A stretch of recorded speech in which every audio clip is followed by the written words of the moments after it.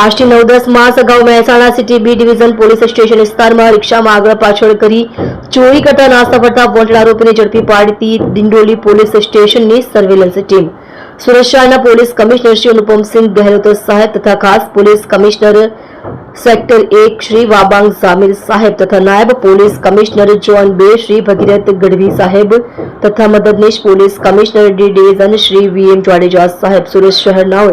સુરત શહેરમાં કાયદો અને વ્યવસ્થાની પરિસ્થિતિ જળવાઈ રહે તેમજ કોઈ અનિચ્છનીય બનાવ ન બને તે સારું નાસ્તા ફરતા ઇસમોને પકડી કાયદેસરની કાર્યવાહી કરી જેલ હવાલે કરવાની સૂચના કરેલ હોય જે ઉપરી અધિકારીશ્રીઓની સૂચના અને માર્ગદર્શન હેઠળ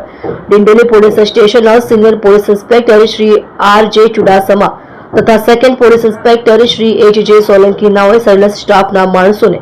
નાસ્તા ફરતા ઇસમોને પકડવા બાબતે પરિણામલક્ષી કામગીરી કરવા સારું સૂચના કરતા સર્વેલન્સ પીએસઆઈ એલ.એચ. મસાણી નાઓના નેતૃત્વમાં સર્વેલન્સ સ્ક્વોડના માણસો ડિંડોલી વિસ્તારમાં પેટ્રોલિંગમાં હતા. તે દરમિયાન એએસઆઈ નરેન્દ્રભાઈ રાજારામ તથા હેડ કોન્સ્ટેબલ મહેન્દ્રભાઈ ફકીરાભાઈ તથા પોલીસ કોન્સ્ટેબલ અજયભાઈ પોપટભાઈ નાઓને સંયુક્ત મળેલ ચોક્કસ બાતમી હકીકતના આધારે Mehsana city B division police station વિસ્તારમાં રિક્ષામાં આગળ પાછળ કરી ચોરી કરતા નાસ્તા ફરતા વોન્ટેડ આરોપી નામે યુનુસ ઉર્ફે બાદશાહ ઉર્ફે બટકા સફી શેખ નાનો ડિંડોલી બેસ્તાન આવાસ પાણીની ટાંકી પાસે આવેલ ખુલ્લા મેદાન પાસેથી ઝડપી પાડી